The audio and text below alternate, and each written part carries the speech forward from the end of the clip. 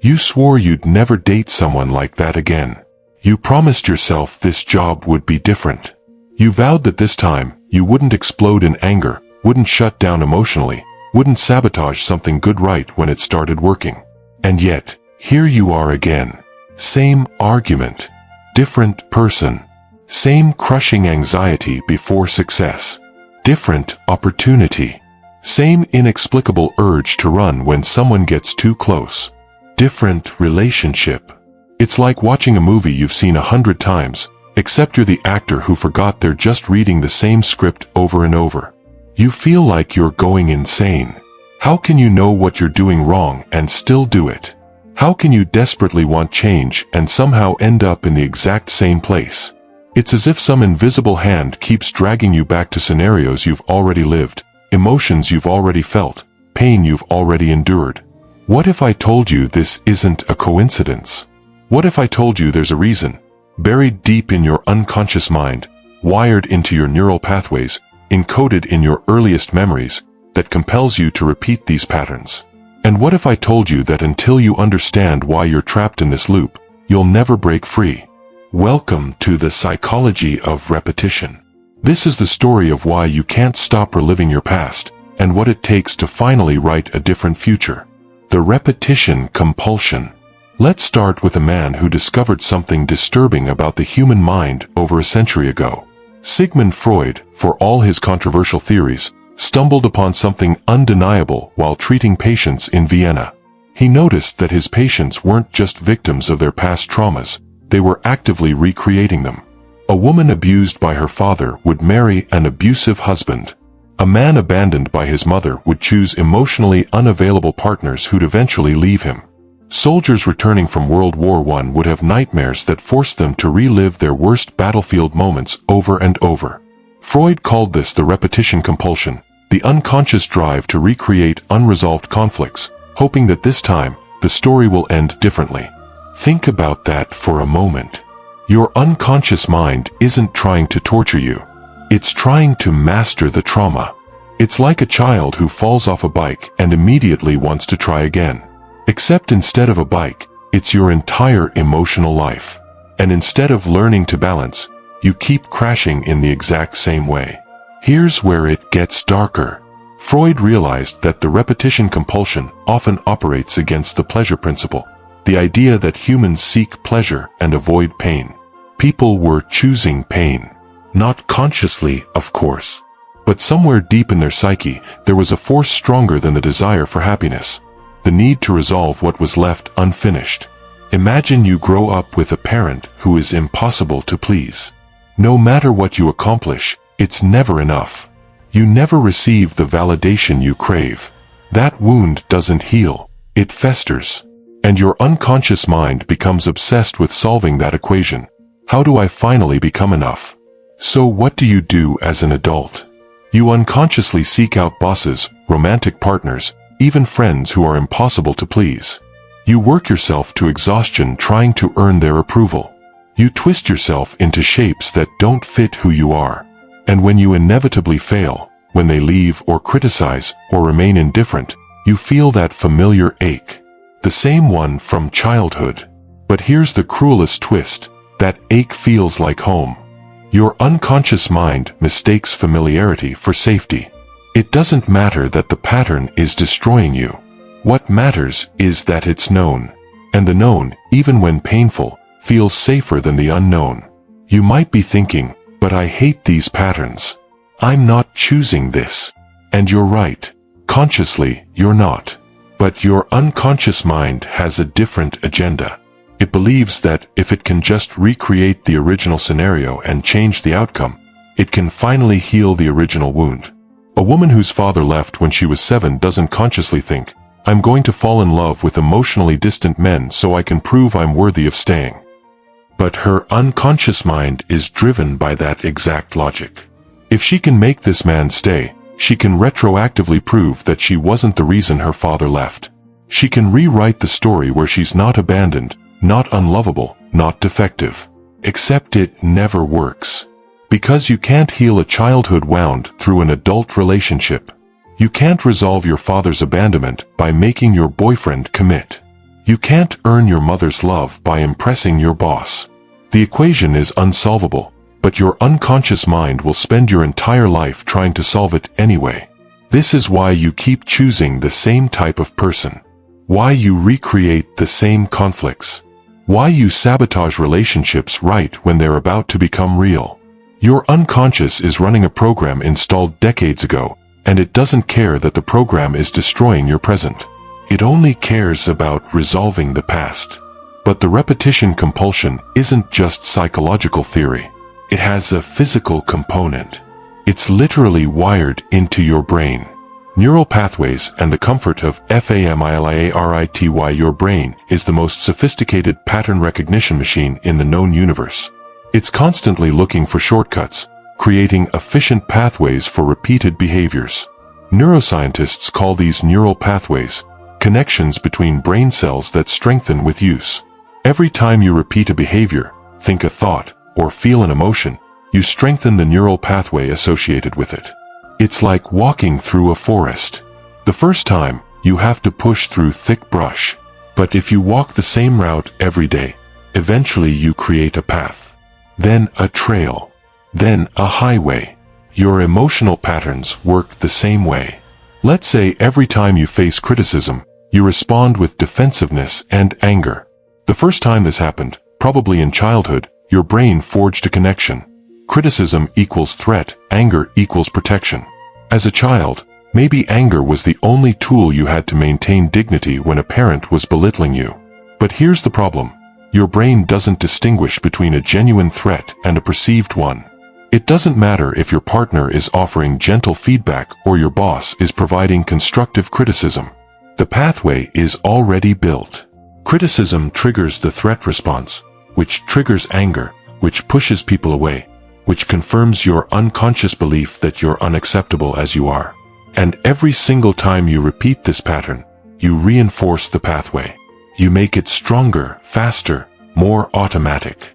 But here's where it gets really insidious. Your brain doesn't just build pathways for behaviors, it builds them for feelings. And some feelings, even negative ones, become chemically addictive. Dr. Joe Dispenza, a neuroscientist who studies the biology of change, explains that emotional states trigger specific neurochemical releases. When you feel anxious, your body releases cortisol and adrenaline. When you feel anger, your body releases norepinephrine and testosterone. When you feel depressed, your serotonin levels drop and inflammation increases. If you've spent your entire life in a state of anxiety, your body has become addicted to the chemical cocktail of anxiety. Your cells have developed receptors specifically for those stress hormones. And when you're not anxious, when life is actually calm and safe, your body starts craving the chemical state it's used to. This is why people in therapy often say, "I know I should feel happy about this new relationship, but something feels wrong." What feels wrong isn't the relationship, it's the absence of familiar pain. Your body is withdrawing from its drug of choice, dysfunction. Think about that. You're not just psychologically attached to your patterns, you're chemically dependent on them. This explains why change feels so impossibly hard. It's not just about willpower or wanting it badly enough. It's about fighting against neural pathways that have been reinforced for decades and a body that's literally addicted to the emotions those patterns produce. When you meet someone who's actually emotionally available, your brain sounds alarm bells. This doesn't match the template. This isn't familiar. Abort. Abort. You might experience this as a sudden loss of attraction, a vague feeling of something's off, or an inexplicable urge to sabotage the relationship. Your conscious mind says, "This person is wonderful. They're everything I said I wanted." But your unconscious mind and your body are screaming, "This is terrifying. This isn't love as we know it. We need to get back to familiar territory." And familiar territory is chaos, unavailability, or emotional distance. Because that's what your neural pathways recognize as love. That's what your body is addicted to. The same pattern applies to success. If you grew up in an environment where achievement was punished, where success made you a target for jealousy, or where your accomplishments were ignored, Your brain built a pathway. Success equals danger. As an adult, right when you're about to close a big deal, get the promotion, or launch the business, you sabotage yourself. You procrastinate. You pick a fight with a colleague. You make an uncharacteristic mistake. And your conscious mind is baffled. Why did I do that? I wanted this. But your unconscious mind just kept you safe. It steered you back to familiar territory, struggle, almost success, or failure. Because that's where the neural pathways lead. That's where the chemical comfort lies. This is the neuroscience of repetition. You're not weak. You're not broken. You're not doomed. But you are operating with a nervous system that was wired in the past and is now controlling your present. And that wiring, it started earlier than you think. Attachment blueprints and the template of love. Close your eyes for a moment and think about your earliest memories of love. Not romantic love, primal love. The love between a child and their caregivers. Was it safe? Was it consistent? Did you cry and find comfort, or cry and find emptiness? Did you explore the world knowing you could return to safety, or did you learn that love was conditional, unpredictable, or absent? These experiences, before you could even form sentences, created what psychologists call your attachment style, the blueprint for how you relate to others for the rest of your life. Dr. John Bowlby and Dr. Mary Ainsworth conducted groundbreaking research in the 1950s and 60s, observing how infants responded to separation from their mothers. What they discovered was stunning. By 18 months old, a child has already developed a template for relationships that will govern their adult romantic partnerships, friendships, and even professional relationships. There are 4 main attachment styles. Secure attachment develops when caregivers are consistently responsive, emotionally available, and attuned to the child's needs. These children learn that love is safe, that people can be trusted, and that their emotions are valid. As adults, they're comfortable with intimacy, able to communicate needs, and resilient through conflict. Anxious attachment develops when caregivers are inconsistent, sometimes nurturing, sometimes neglectful or intrusive. The child never knows which version of the parent they'll get, so they become hypervigilant, constantly monitoring for signs of abandonment. As adults, they're often clingy, needing constant reassurance, terrified of rejection, and prone to reading danger into neutral situations. Avoidant attachment develops when caregivers are emotionally distant, dismissive, or consistently unresponsive to the child's emotional needs. The child learns that expressing needs leads to rejection, so they suppress their emotions and become self-reliant to an extreme. As adults, they're uncomfortable with intimacy, resistant to dependency, and tend to flee when relationships become too close. Disorganized attachment develops when caregivers are frightening or abusive. The person who's supposed to be the source of safety is also the source of threat. These children develop contradictory strategies, both seeking and fearing closeness. As adults, they have chaotic relationships, swinging between desperate clinging and hostile withdrawal. Here's the devastating part. Your attachment style becomes the lens through which you perceive reality. It's not just how you behave, it's what you literally see and expect from others. If you have anxious attachment, you'll interpret your partner's need for alone time as evidence of abandonment. If you have avoidant attachment, you'll interpret your partner's need for closeness as suffocation. If you have disorganized attachment, you'll create the very chaos you fear because it's the only relational dynamic that feels real to you. And here's where the repetition happens. You unconsciously seek out partners who confirm your attachment blueprint. A woman with anxious attachment doesn't consciously choose emotionally unavailable men. But in a room full of potential partners, she'll feel chemistry only with the ones who trigger her attachment system. The ones who are inconsistent, ambiguous, just out of reach. The secure, available men feel boring or like friends, because they don't activate the familiar attachment anxiety that her body has learned to associate with love. A man with avoidant attachment doesn't consciously avoid intimacy, but he'll feel sudden disgust or panic when a partner expresses emotional needs. He'll pick partners who are equally distant, or he'll create distance through criticism, stonewalling, or infidelity. And when the relationship ends, he'll feel relief, confirmation that he was right all along, that commitment is a trap. This isn't malicious. This isn't a character flaw. This is your brain running software installed before you were 3 years old. Dr. Amir Levine and Rachel Heller, in their book Attached, describe how attachment styles interact. When an anxious person dates an avoidant person, they create an anxious avoidant trap, a dance where the anxious person pursues, which makes the avoidant person retreat, which makes the anxious person pursue harder, which makes the avoidant person retreat further. Both are responding to the other's behavior, but both are really just acting out their original childhood template. The anxious person thinks, if only they'd commit, I'd feel secure.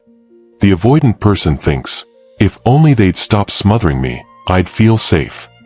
But the truth is, both would feel terrified if they got what they think they want, because it doesn't match their attachment blueprint. This is why you keep choosing the wrong person.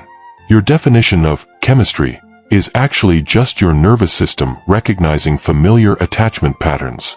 Your concept of love is whatever your caregivers taught you love looks like, even if what they taught you is chaos, neglect, or conditional approval.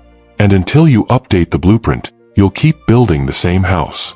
Different materials, same floor plan. Different location, same rooms. Different person, same relationship. But there's another force at play, even more hidden than attachment styles. It's the part of you that you've disowned, and it's running the show from the shadows. The shadow self and unconscious sabotage. Carl Jung, the Swiss psychiatrist and founder of analytical psychology, proposed a concept that still makes people uncomfortable: the shadow. The shadow is the part of your psyche that contains all the traits, desires, and impulses you've deemed unacceptable. Everything your parents punished you for, everything society shamed you for, everything you decided was not you. It all goes into the shadow. But it doesn't disappear. It just operates from the darkness, outside conscious awareness. Here's the uncomfortable truth. The shadow doesn't just contain negative traits. It contains parts of you that are powerful, creative, sexual, ambitious, angry, selfish. Anything you learned was too much, too dangerous, too different. If you grew up in a family where anger was forbidden, your anger goes into the shadow. If you grew up in a culture where sexuality was shameful, your sexual desire goes into the shadow. If you grew up with a parent who couldn't handle your success, your ambition goes into the shadow. And from the shadow, these disowned parts of you control your life. Jung said, until you make the unconscious conscious, it will direct your life and you will call it fate. Here's how the shadow creates repetition. Projection. You see in others what you can't see in yourself. If you've disowned your anger, you'll attract angry people or perceive anger in neutral situations. If you've disowned your neediness, you'll be disgusted by needy people, while unconsciously acting out neediness in covert ways. You're not reacting to who they are, you're reacting to the part of yourself they're mirroring back to you. Sabotage. When you approach something that would require you to integrate your shadow, you sabotage yourself. Let's say you've disowned your ambition because it made a parent jealous. As an adult, every time you're about to succeed, your shadow sabotages the opportunity. Because success would force you to own your ambition, which would violate the internal rule you made decades ago. Attraction to the opposite. You're often attracted to people who openly express what you've repressed. If you've disowned your spontaneity and become rigidly controlled, you'll be drawn to chaotic, impulsive people. If you've disowned your need for security and become hyper-independent, you'll be drawn to clingy, dependent people. You're not attracted to them despite their traits. You're attracted to them because those traits represent your disowned shadow. The pattern repeats because the shadow keeps creating situations that would force integration, if only you'd recognize what's happening. Imagine a man who grew up with a mother who was emotionally engulfing and a father who was absent. To survive, he disowned his own needs, becoming the caretaker, the one who solved everyone else's problems. His need for care, for vulnerability, for being held, all of that went into the shadow. As an adult, he's attracted to women who are emotionally needy. He becomes their therapist, their savior, their rock.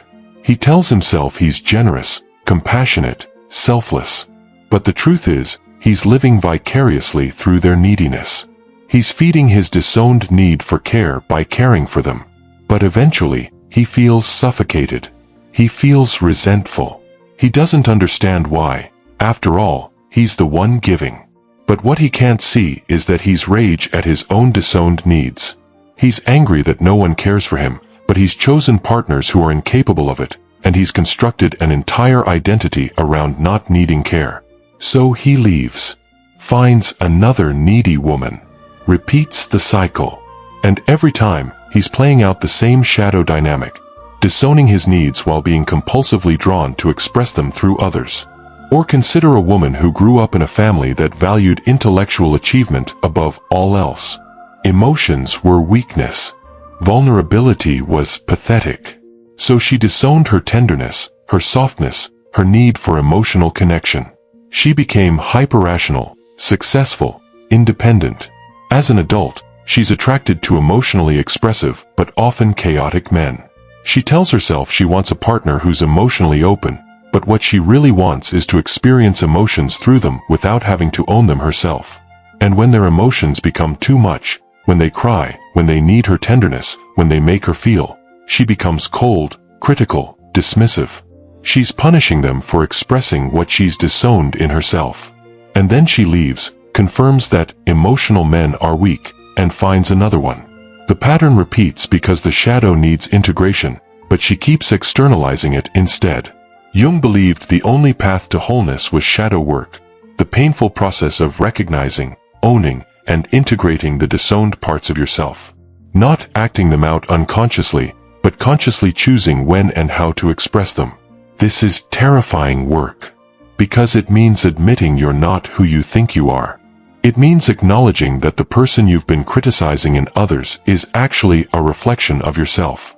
It means giving up the comfortable identity you've constructed and allowing complexity, contradiction, and wholeness.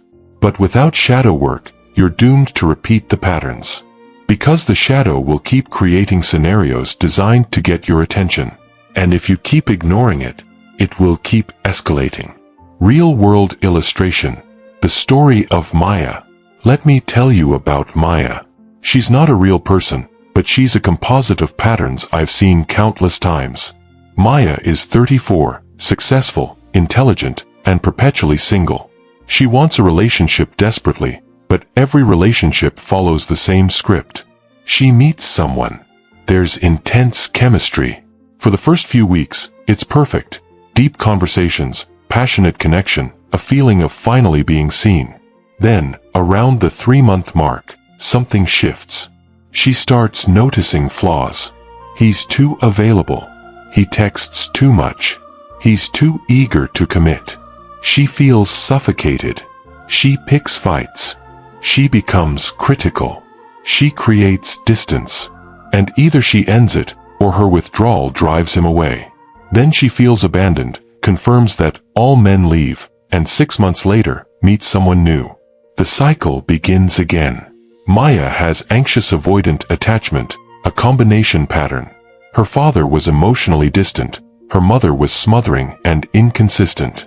As a child, Maya learned that love was a threat, mother, and that emotional needs led to rejection, father. So she developed a contradictory strategy: desperately crave intimacy, then run when she gets it. Her repetition compulsion is trying to solve an impossible equation. How do I get love without being engulfed or abandoned? But because both outcomes are wired into her blueprint, she creates both in every relationship. Her neural pathways are optimized for the anxiety relief anxiety cycle. The chemistry she feels isn't love, it's her nervous system recognizing the familiar pattern of uncertainty. The boring men who are actually secure don't trigger her attachment system, so she experiences no attraction. Her shadow contains her neediness and her aggression. She's disowned the part of her that desperately needs reassurance, because her mother made neediness shameful, and the part of her that wants to destroy intimacy, because intimacy feels dangerous. So she attracts needy men, projection of her disowned needs, and then becomes aggressive toward them, acting out her disowned anger at being needed.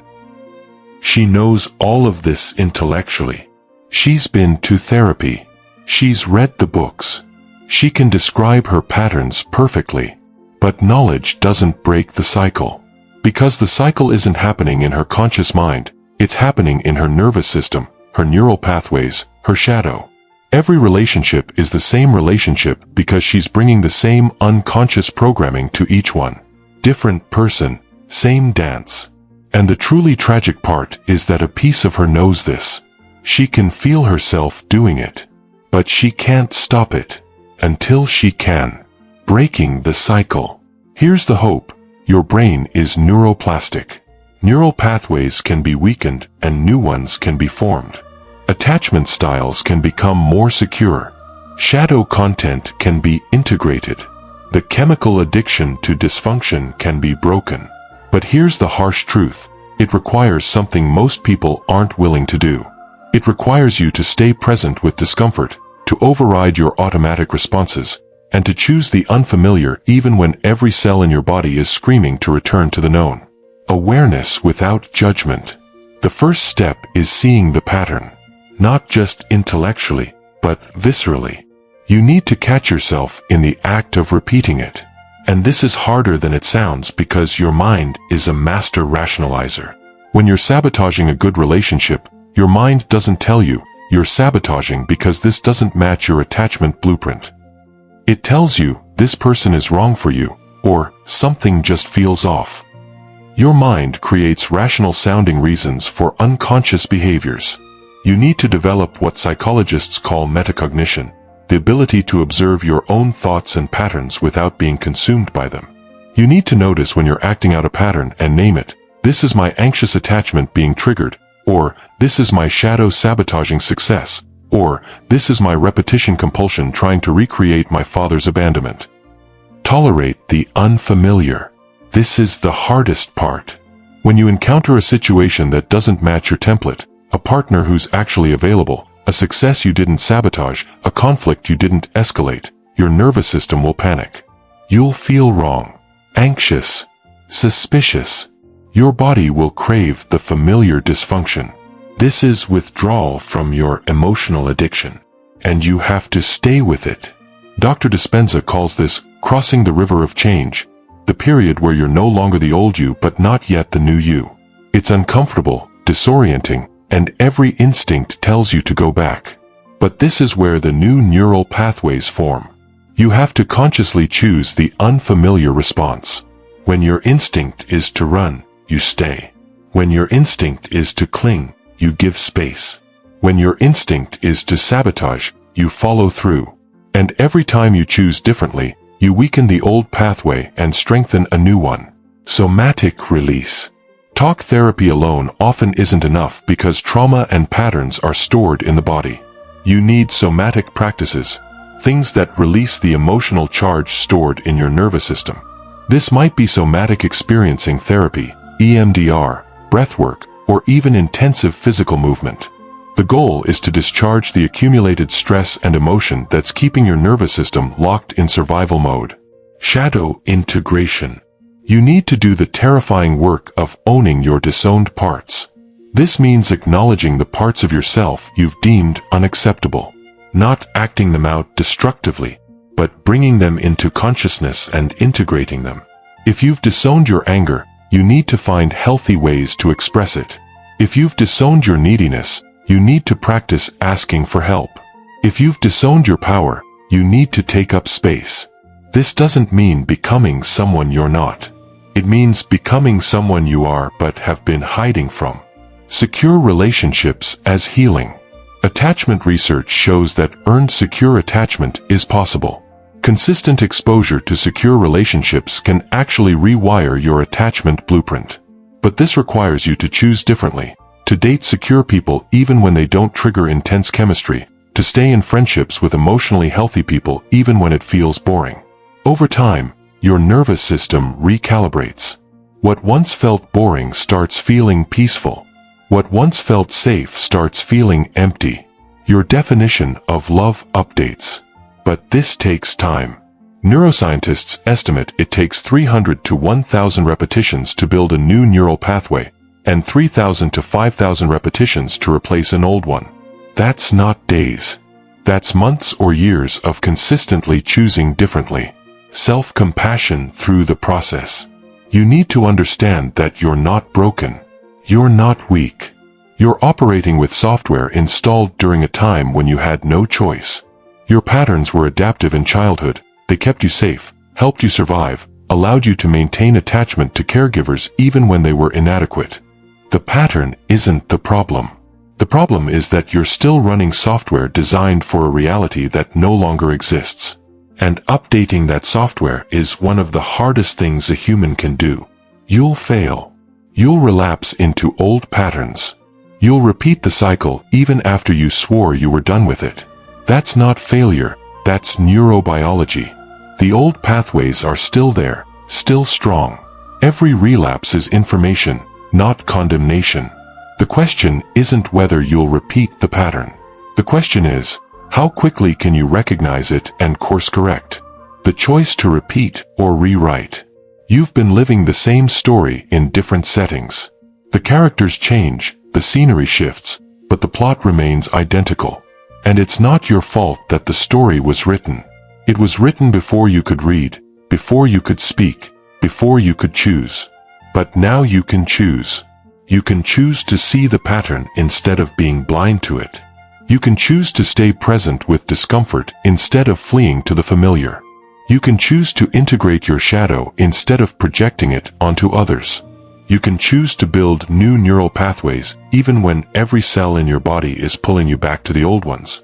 It won't be fast. It won't be easy. And it won't be linear. You'll have moments of breakthrough followed by months of relapse. You'll see the pattern clearly one day and be completely blind to it the next. You'll choose differently once and then repeat the same mistake 100 more times. But here's what changes. Eventually, you start catching yourself sooner. The cycle gets shorter. The awareness becomes more consistent. The new choice becomes slightly less uncomfortable. And one day, maybe not today, maybe not this year, you'll find yourself in a familiar situation, facing the same trigger, and you'll respond differently. Not because you forced yourself to, but because the new pathway has become stronger than the old one. You'll realize you just had a conflict with a partner and you didn't shut down. You just received success and you didn't sabotage it. You just felt love and you didn't run. And in that moment, you'll understand, you're no longer repeating the pattern. You're no longer trapped in the loop. You've rewritten the story. The past will always be part of you. The original wounds will always have left their marks. But you're no longer being controlled by them. You're no longer a prisoner of your unconscious programming. You're finally free to choose who you become. And that freedom, that's worth every uncomfortable moment of the journey. So ask yourself, which story are you living? The one written for you decades ago, or the one you're consciously choosing now? Because the pattern will continue until you interrupt it. And the only person who can interrupt it is you. The cycle is waiting to be broken. The question is, are you ready to break it?